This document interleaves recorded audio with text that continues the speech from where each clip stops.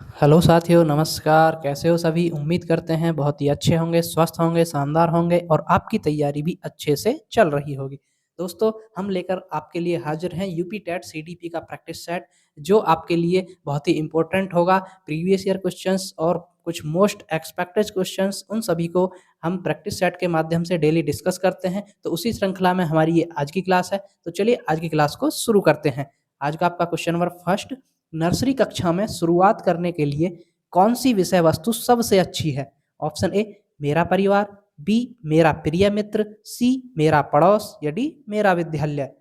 देखिए, आपको नर्सरी कक्षा में जो बच्चे होते हैं, नर्सरी में भाई छोटे छोटे होते हैं, तो उनको सबसे अच्छी जो विषय वस्तु होगी वो होगी आपकी मेरा परिवार। आप मेरा परिवार से बच्चों को शुरुआत कीजिए सिखाने की, तो बच्चे जो हैं जल्दी एंगेज होंगे उसमें, जल्दी आपको सपोर्ट करेंगे, सीखेंगे बच्चे। तो ऑप्शन आपका यहाँ पर बिल्कुल ए राइट होगा।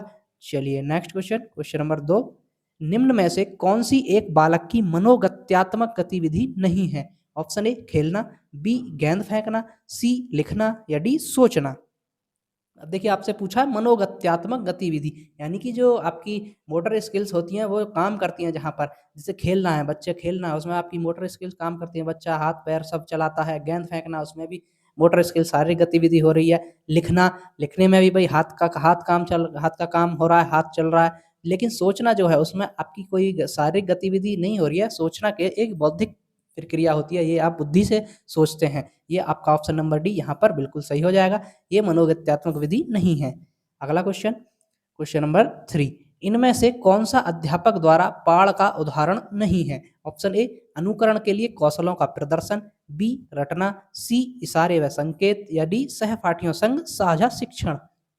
अब देखिए, जो पाढ़ है, पाढ़ आप नहीं समझ पा रहे होंगे, तो ये आपका होता है स्कैफोल्डिंग। अब आपको समझ आ गया होगा स्कैफोल्डिंग क्या है। इसके पाढ़ पाढ़ जो है, ये शब्द स्कैफोल्डिंग के रूप में ही प्रयोग किया जाता है। ये सीटेट का क्वेश्चन है, ये ऐसे ही पूछा गया था, पाढ़ ही लिखा आया था उसमें। इनमें से कौन सा अध्यापक द्वारा पाढ़ का उदाहरण नहीं है? तो कौन सा नहीं है? देखिए, ऑप्शन नंबर बी जो है, ये रटना। ये रटना जो है, ये इसका उदाहरण नहीं होता। स्कैफोल्डिंग क्या होती है भाई? किसी को, बच्चे को सीख रहा है, उसको इशारे इशारे में उसको जो लक्ष्य होता है उस लक्ष्य तक पहुँचाना, उसको सहायता दे करके उस लक्ष्य तक पहुँचाना, वही आपका स्कैफोल्डिंग होता है। जैसे इशारे संकेत दे करके भी बता सकते हैं आप, उसको ऐसे-ऐसे कर लीजिए। सहपाठियों संग साझा शिक्षण होता है, तब भी बच्चा वहाँ तक पहुँच जाता है लक्ष्य तक। अनुकरण के लिए कौशलों का प्रदर्शन करके पहुँच जाता है। लेकिन रटना जो है, ये बिल्कुल अलग हो जाएगा, ये स्कैफोल्डिंग में नहीं आता है। इसलिए ऑप्शन आपका यहाँ पर बिल्कुल बी राइट होगा। चलिए आगे बढ़ते हैं। क्वेश्चन नंबर 4: निम्न में से कौन से पर्यावरणीय कारक व्यक्तित्व को प्रभावित करते हैं? ऑप्शन ए सामाजिक कारक, बी सांस्कृतिक कारक, सी आर्थिक कारक या डी सभी विकल्प सही हैं। अब देखिए, आपसे पूछा गया पर्यावरणीय कारक, भाई जो आपके आसपास के जो भी कारक हैं वो सब पर्यावरण के कारक होते कहलाएंगे।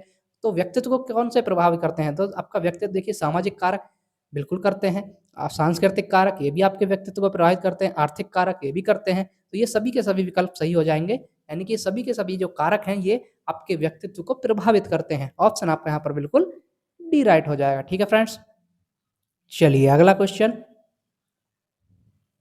क्वेश्चन नंबर 5: कौन व्यक्तित्व के गुण सिद्धांत से संबंधित नहीं है? Option A Freud, B Allport, C Cattell या डी आइसेंक। तो देखिए, व्यक्तित्व का जो गुण सिद्धांत से कौन संबंधित नहीं है, वो नहीं है आपका सिगमंड फ्रायड। जो सिगमंड फ्रायड है, ये व्यक्तित्व के गुण सिद्धांत से संबंधित नहीं है। इन्होंने आपका क्या दिया था? मनोविश्लेषणात्मक सिद्धांत दिया था, जिसके अंतर्गत आपका इड, ईगो और सुपर ईगो, ये आपकी अवस्थाएं बताई थी, इदम, अहम और परा अहम। ये आपका ऑप्शन ए राइट हो जाएगा यहाँ पर। ठीक है फ्रेंड्स, चलिए नेक्स्ट पर चलते हैं। क्वेश्चन नंबर 6: निम्न में से कौन सा शेष से भिन्न है? Option A TAT, B 16 PF, C रेवने का परीक्षण या डी ड्रॉयमैन परीक्षण। अब देखिए, इनमें पूछा है इनमें से कौन सा अलग है, बाकी तीन सेम है, कोई एक अलग है इनमें से, तो वो अलग है आपका ऑप्शन नंबर सी में रेवने का परीक्षण। जो रेवेन है, इसका परीक्षण यहाँ पर बिल्कुल अलग हो जाएगा। क्यों हो जाएगा? क्योंकि ये आपका एक बुद्धि परीक्षण है।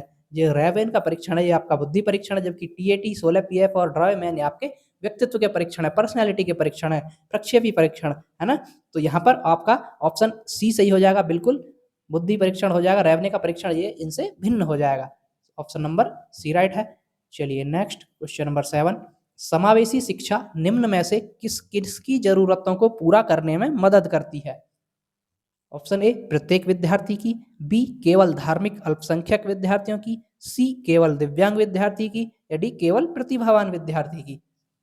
तो देखिए समावेशी शिक्षा जो होती है वो आपकी जो करती है वो हर एक विद्यार्थी की ज़रूरतों को ध्यान में रखते हुए वो जो समावेशी शिक्षा का प्रयोग किया जाता है। समावेशी शिक्षा क्या होती है भई, प्रत्येक सभी प्रकार के बच्चों को एक ही छत के नीचे एक ही साथ बैठा करके शिक्षा दिया जाना, वो आपकी समावेशी शिक्षा कहलाती है, बिना किसी भेदभाव के। समावेशी शिक्षा के बारे में एक तथ्य भी है कि समावेशी शिक्षा विविधता का उत्सव मनाती है, क्योंकि विभिन्न प्रकार की आवश्यकताओं वाले बच्चे होते हैं, अलग-अलग इंडिविजुअल डिफरेंसेस वाले बच्चे होते हैं, तो वो आपका समावेशी शिक्षा के अंतर्गत होता है। इसलिए प्रत्येक विद्यार्थी की ज़रूरतों को ध्यान में रखते हुए समावेशी शिक्षा होती है। ऑप्शन आपका यहाँ पर बिल्कुल यही होगा। चलिए नेक्स्ट पे चलते हैं। क्वेश्चन नंबर 8, निम्न में से कौन-सा समावेशी शिक्षा में एक शिक्षण कौशल नहीं है? Option A blackboard, B पूछताछ, सी समस्या समाधान, या डी सुदृढ़ या प्रबलन। तो देखिए समावेश शिक्षा में शिक्षण कौशल कौन-सा नहीं है, वो नहीं है आपका ब्लैक बोर्ड। जो ये ब्लैक बोर्ड का जो शिक्षण कौशल है, ये समावेश शिक्षा का एक कौशल नहीं है, जबकि पूछताछ होता है, समस्या समाधान बिल्कुल होता है, प्रॉब्लम सॉल्विंग, और सुदृढ़ या प्रबलन ये भी होता है।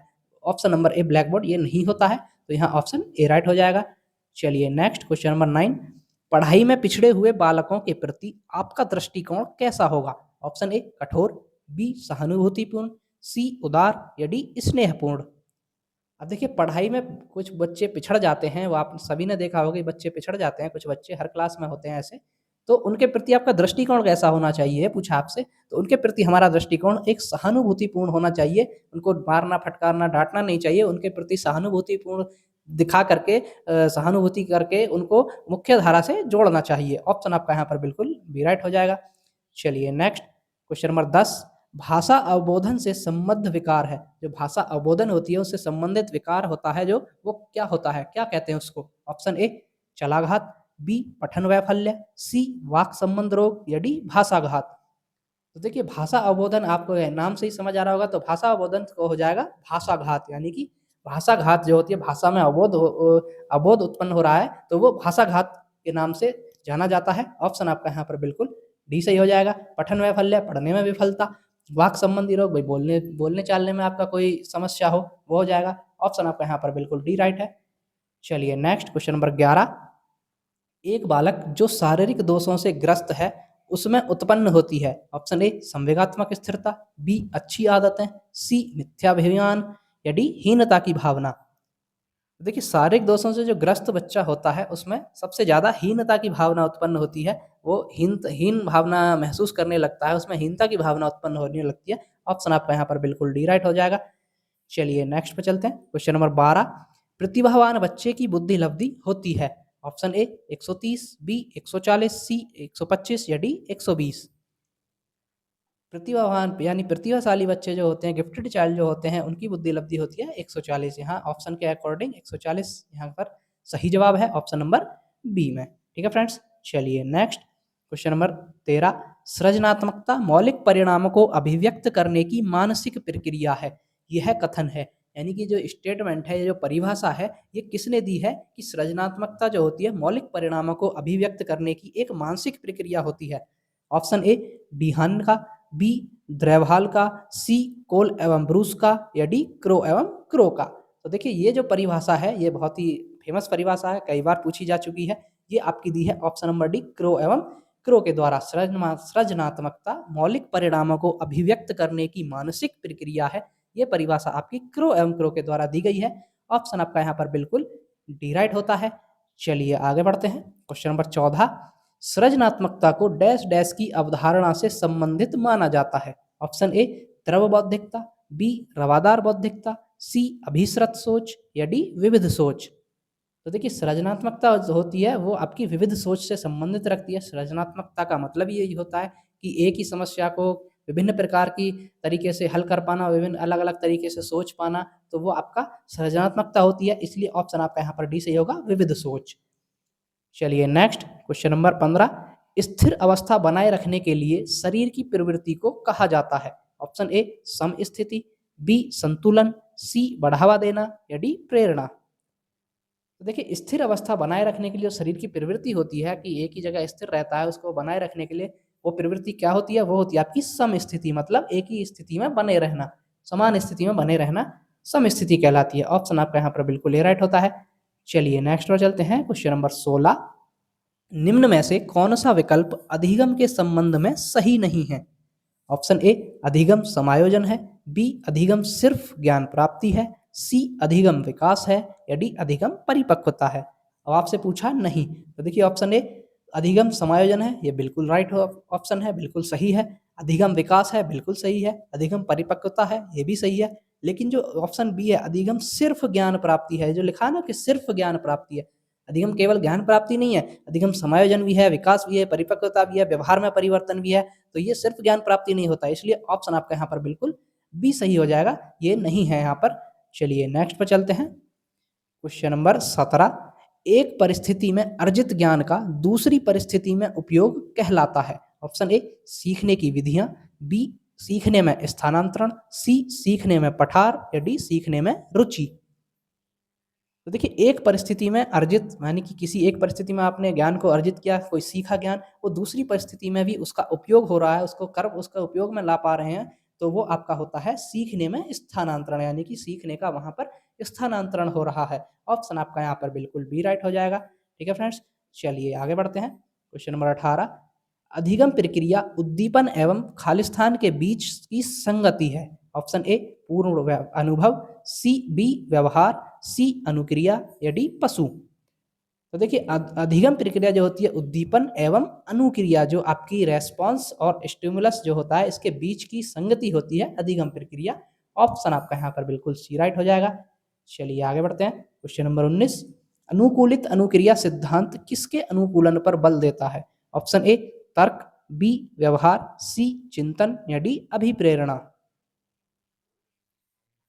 तो देखिए अनुकूलित अनुक्रिया जो सिद्धांत है ये आपका देता है इसके अनुकूलन पर बल देता है, ये देता है आपका व्यवहार के अनुकूलन पर। ऑप्शन आपका यहाँ पर बिल्कुल बी राइट होगा। अनुकूलित अनुक्रिया सिद्धांत किसकी देन है? ये पावलाव का है। शास्त्रीय अनुबंधन भी कहते हैं इसको, कुत्ते पर प्रयोग किया था। ठीक है फ्रेंड्स, जो वे आपका व्यवहार पर बल देता है। ऑप्शन 20 राइट है यहाँ पर। चलिए नेक्स्ट क्वेश्चन नंबर 20, सीखने की प्रक्रिया में सक्रिय अनुबंधन का आधार है। ऑप्शन ए आवश्यकता, बी पुनर्बलन, सी उद्दीपक, या डी इनमें से कोई नहीं। तो सीखने की प्रक्रिया में जो सक्रिय अनुबंधन होता है उसका आधार क्या होता है? वो होता है आपका ऑप्शन नंबर बी पुनर्बलन, है ना। सीखने की प्रक्रिया में सक्रिय अनुबंधन आपका पुनर्बलन का आधार होता है। ऑप्शन आपका यहाँ पर बिल्कुल बी राइट हो जाएगा। तो दोस्तों ये थी हमारी आज की क्लास। आपको क्लास कैसी लगी कमेंट करके जरूर बताएं। जो भी साथी चैनल पर पहली बार हैं कृपया चैनल को सब्सक्राइब कर लें ताकि ऐसी इंफॉर्मेटिव वीडियोज और क्लासेज आपको डेली मिलती रहें। तो चलिए मिलते हैं नेक्स्ट वीडियो में, तब तक के लिए धन्यवाद।